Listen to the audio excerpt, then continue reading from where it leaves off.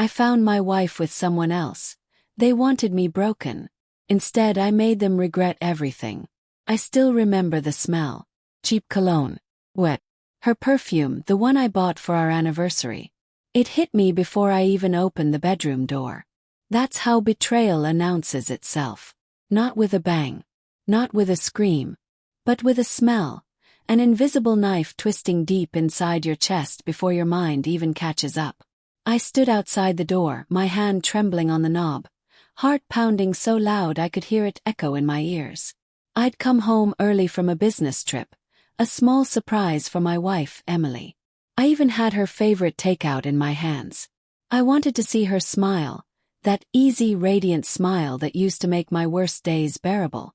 Instead, I heard whispers, a man's voice, and her laugh, soft, breathless, the kind that used to be just for me. My fingers went numb. The food slipped from my hands, crashing to the floor. I pushed the door open, and there they were. Emily, my wife of 8 years, and Adam, my best friend since college. For a moment, neither of them moved. The room froze in time. Sheets tangled, their faces pale, eyes wide. Emily gasped, clutching the blanket to her chest. Adam swore under his breath, stumbling for his jeans. I didn't say a word. Couldn't. I just stared at them, at the betrayal made flesh, until something inside me cracked, quietly and cleanly like glass underfoot. The next few hours passed in a blur. Emily cried. She tried to explain. Adam mumbled apologies that sounded rehearsed, cowardly. I walked out. I didn't shout. Didn't throw anything. Didn't even look back. Because I knew, if I did, I might never stop. That night I sat in my car for hours, staring at the steering wheel, replaying everything. The inside jokes. The work dinners. The time she said she was tired, that she'd already eaten. The signs were there. I just didn't want to see them. My hands shook as I scrolled through old photos on my phone. Us smiling, her leaning into me. How many of those smiles were real? How long had I been loving a ghost of who she used to be? I didn't sleep that night. But I made a decision. If they thought I'd crumble, if they thought I'd break, they were wrong. I wasn't going to scream or beg. I was going to make them regret it. Over the next week, I moved with precision. Emily tried calling. I didn't answer. She texted 100 times.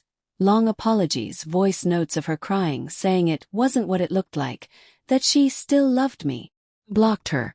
Then I turned my attention to Adam. We co-owned a small digital marketing firm, one we'd built from the ground up. I handled the finances, he handled clients. We trusted each other completely until now. I started combing through records, emails, receipts, hidden transactions. And what I found nearly made me laugh. He'd been siphoning money out of the business for months, funneling it through dummy accounts. So while they were busy sneaking around, I was busy collecting proof. I met with our lawyer quietly. I didn't tell Adam. Not yet. I wanted to see his face when the floor fell out from under him. A week later, Emily showed up at my apartment. I opened the door just enough to see her face. Puffy eyes, trembling lips. "Ethan, please," she whispered. "We need to talk." I stepped back. "There's nothing left to say." "It was a mistake," she said, tears spilling. "It meant nothing. I was lost and Adam, he..." "Don't," I cut in.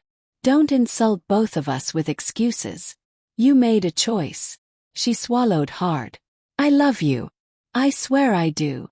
I laughed then, cold, hollow. "You love me. You loved what I gave you. The home. The security. The man who would forgive anything, right?"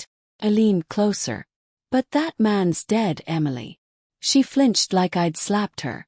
"Please don't do this." I shut the door quietly. Her muffled sobs faded as she walked away. A few days later, I called a meeting at the office. Adam looked nervous. He knew something was off. "Got a minute?" "Yes." He smiled weakly. "Yeah, sure, man. About the other night." "Don't." I gestured to the chair. "Sit." When he did, I slid a folder across the desk. "That's every transaction you've hidden from the company. Every dollar you stole. I've already shown it to our lawyer. his face drained of color. Ethan, wait, I can explain. I'm sure you can. But I don't care. I leaned back, voice steady. You have 48 hours to transfer the money back, resign, and disappear. If you don't, I'll hand everything to the authorities. And I'll make sure every client knows exactly who you are. He stared at me, stunned. You're really doing this?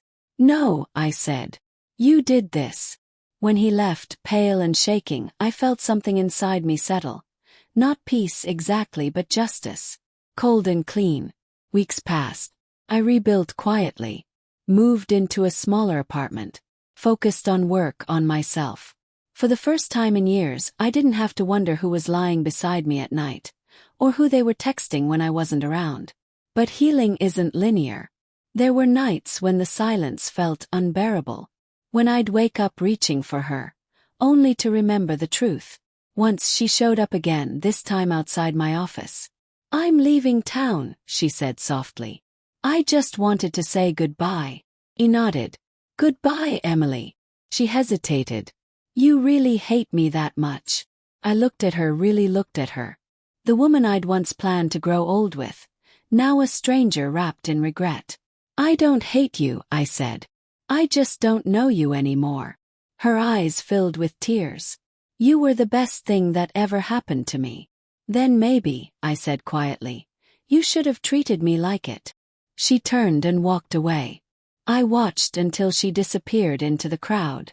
Months later, I heard Adam's company had gone under. He'd tried to start over, but his reputation was ruined. Word travels fast when you betray the wrong person.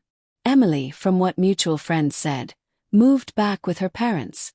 She'd lost her job too. Apparently, Adam had promised her a partnership in his new venture that never even took off.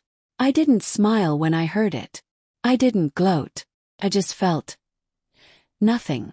Because revenge doesn't heal you.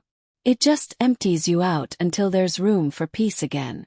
One evening, I sat alone on my balcony, the city lights flickering below. I poured a glass of whiskey and thought about everything.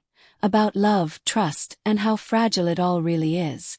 I'd once believed love could survive anything. Now I knew better. Love isn't about surviving betrayal. It's about choosing not to destroy yourself because of it. As the night breeze brushed against my skin, I realized something. I wasn't broken anymore. They wanted me shattered, crawling through the wreckage of what they'd done. But I didn't give them that satisfaction. I rebuilt myself piece by piece, until the man who stood in the mirror wasn't a victim anymore. He was someone stronger, wiser, colder maybe, but free. And in that quiet I finally smiled. Not because I'd won, but because I'd finally let go.